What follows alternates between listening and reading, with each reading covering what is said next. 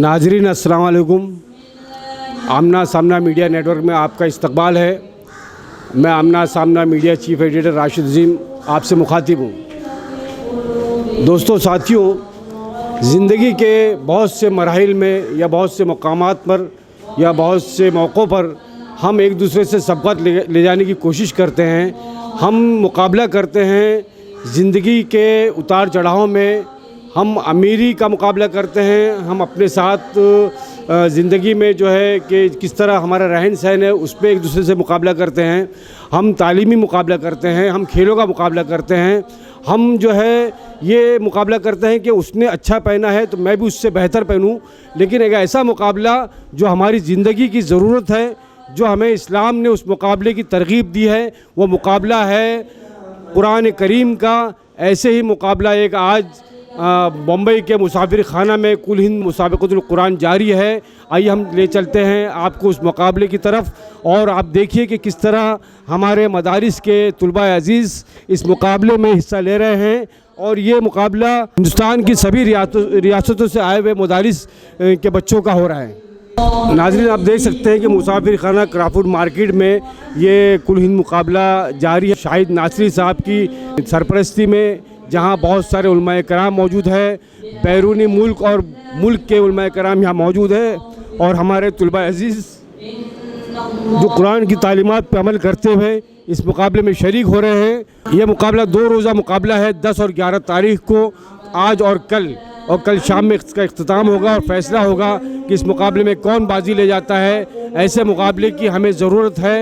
आज उम्मत को, मिल्लत को मुसाबिक़तुल कुरान की ज़रूरत है, कुरानी तालीमात पे अमल करने की ज़रूरत है।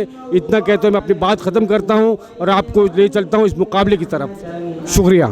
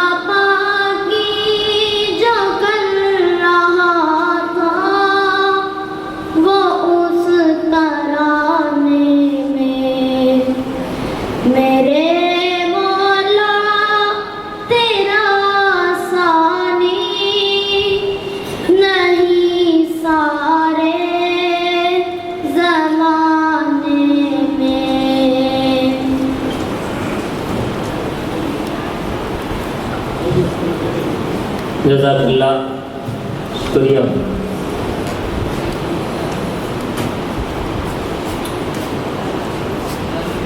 अब हम अपने प्रोग्राम का बाज़ाब्ता आगाज़ करने जा रहे हैं। ये आगाज़ हो चुका اب آپ کی باری ہے اور آپ کے فن سے ہم محظوظ ہوں گے۔ آپ کو اپنے فن، اپنی یادداشت، اپنے حسن تلاوت کا مظاہرہ کرنا ہے۔ جی، اس سے پہلے کہ میں اور چند باتیں کہوں، میں آپ کا زیادہ وقت نہیں لوں گا، لیکن چند گزارشات طلبہ عزیز سے ہے۔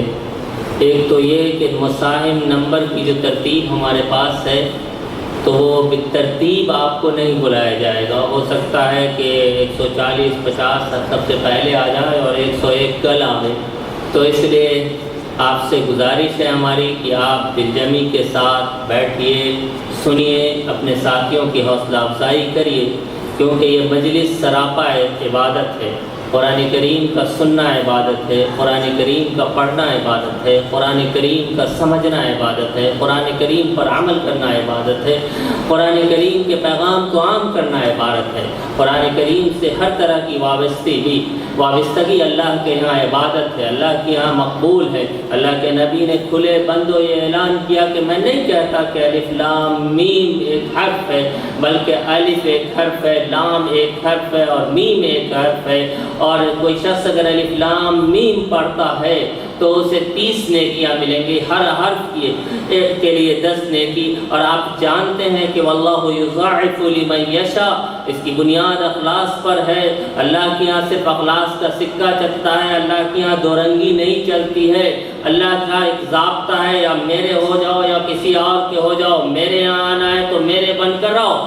اللہ تعالیٰ نے کہا ہے کہ مخلصین لہ الدین حنفاء ویقیموا الصلاۃ، کہ دنیا سے کٹ کر، ہماری دنیا سے منہ موڑ کر میری طرف آ جاؤ، یہی بندگی ہے۔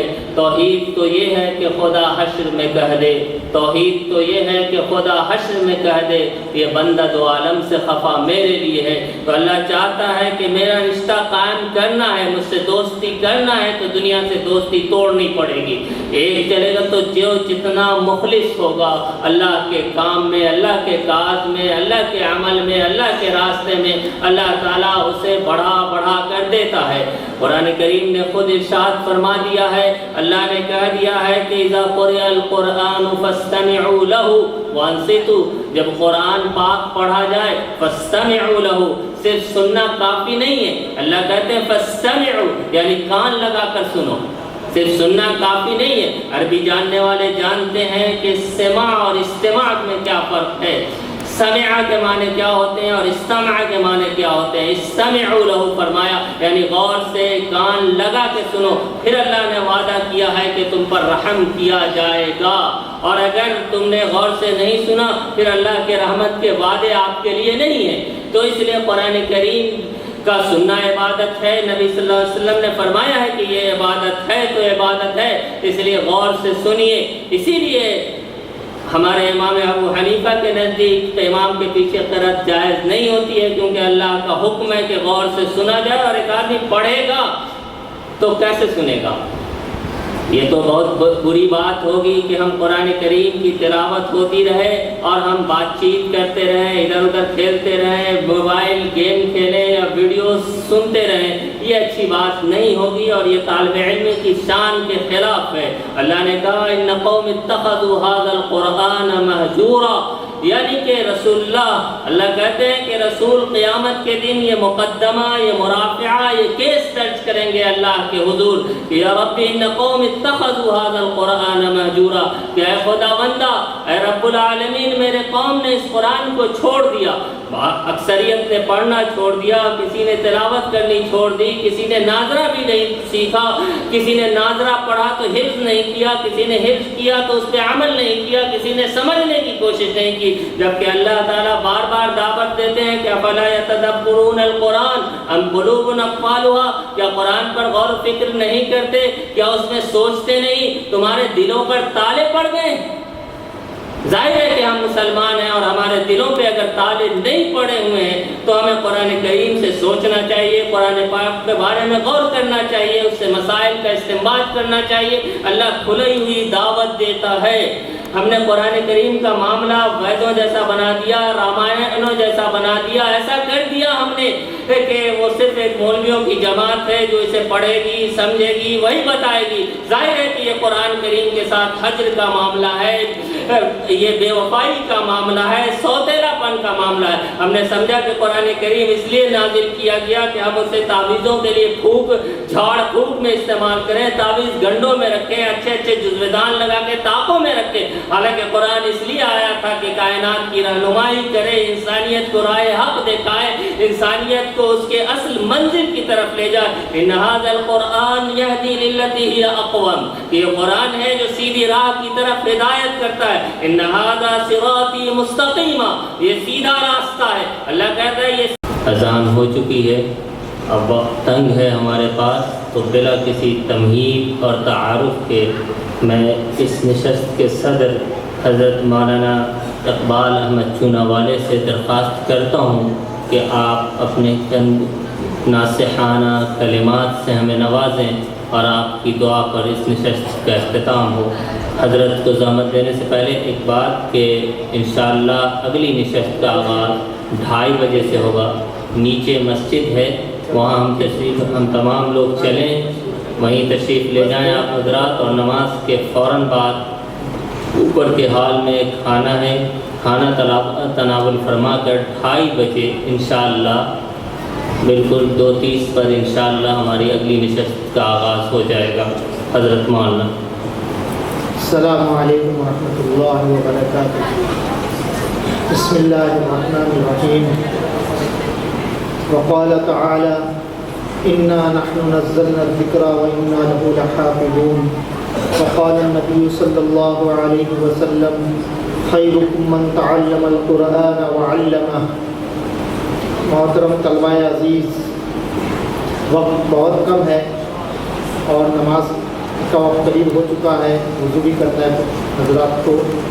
بس یہ عرض کرنا ہے کہ پہلا حافظ جو ہے اللہ رب العزت کی ذات، دوسرے حافظ حضرت جبریل علیہ السلام، اور پھر وہ سلسلہ نزول آسمان سے نزول دنیا کی طرف، تیسرے حافظ حضرت محمد رسول اللہ صلی اللہ علیہ وسلم کی ذات گرامی، اور اس کے بعد صحابہ اکرام رضی اللہ تعالیٰ اجمعین، اور وہ سلسلہ سینہ بسینہ جو ہے منتقل ہوتے ہوئے آپ تک پہنچا ہے۔ تو یہ اس کی بڑی قدر اور عزت و منزلت ہے کہ اللہ رب العزت نے آپ کو اپنے ذکر کی حفاظت کے لیے منتخب کیا ہے۔ ہم دیکھتے ہیں کہ بہت سارے حضرات جن کے گھر میں جو ہے بچوں کی ولادت ہوتی ہے یا ولادت سے پہلے یہ شوق رکھتے ہیں کہ بھائی ہمارا بچہ حافظ ہو، ہم بچے کو حافظ قرآن بنائیں، لیکن جیسا ہے بچہ وہ بڑا ہوتا ہے تو لوگ جو ہے اسکولوں کی طرف اور نرسری اور دوسری طرف ان کا ذہن مائل ہو جاتا ہے۔ یہ تو ذالک فضل اللہ یؤتیہ من یشاء، کہ اللہ جسے چاہتے ہیں اس کا انتخاب فرماتے ہیں۔ تو آپ جو ہے اللہ رب العزت کے نزدیک جو ہے منتخب لوگوں میں سے ہے، تو اس کی قدر کرنا چاہیے۔ وقت بہت کم ہے۔ دوسری بات یہ عرض کرنی ہے کہ جو طلبہ عزیز جو ہے اس پروگرام میں جن کا نام نہیں آیا یا جو کامیاب نہیں ہو سکے، انہیں حوصلہ رکھنا چاہیے اور آئندہ کے لیے اس کے لیے جو ہے کوشش کرنا چاہیے کہ آئندہ مسابقہ میں ان کا نام آئے اور وہ اعلیٰ نمبرات سے کامیاب ہو۔ بس میں ان الفاظ کے ساتھ مختصر وقت ہے اپنی بات کو ختم کرتا ہوں، اور ادارہ دارالسنہ کے جو منتظمین ہیں اور حضرت مولانا شاہد صاحب دامت و برکاتہم کا بہت ممنون و مشکور ہوں کہ متعزز کو جو ہے یہاں آنے کے لیے دعوت نامہ پیش کیا، اور آپ کی اس خدمات کو جو ہے اللہ قبول فرمائے اور اس شہر کے لیے اور پورے عالم اسلام کے لیے خیر و برکت کا باعث بنائے۔ دعا فرمائے کہ اللہ تعالیٰ ہمارے گناہوں کو معاف فرمائے، ہمارے اس مجلس میں آنے کو قبول فرمائے، جو پڑھا جا رہا ہے سنا جا رہا ہے اسے قبول منظور فرمائے، اور اس ملک کے اندر، اس شہر کے اندر اور پورا عالم اسلام کے اندر جہاں کے مسلمان پریشان حال ہے ان کی پریشانیوں کو دور فرمائے، بیمار کو شفا کلیہ عطا فرمائے۔ مولانا شاہد صاحب نے کچھ حضرات کے نام بتایا جو کافی علیل ہے، مولانا سالم صاحب دامت و برکاتہم بھی علیل چل رہے، تمام اکابرین اہل اللہ جو بیمار ہے اللہ سب کی عمر میں خوب خوب برکت عطا فرمائیں، اور ہمیں اپنے دین کی خدمت کے لیے قبول و منظور فرمائے. وصلی اللہ تعالی علی خیر خلق محمد وعلی آلہ وصحبہ اجمعین برحمتک یا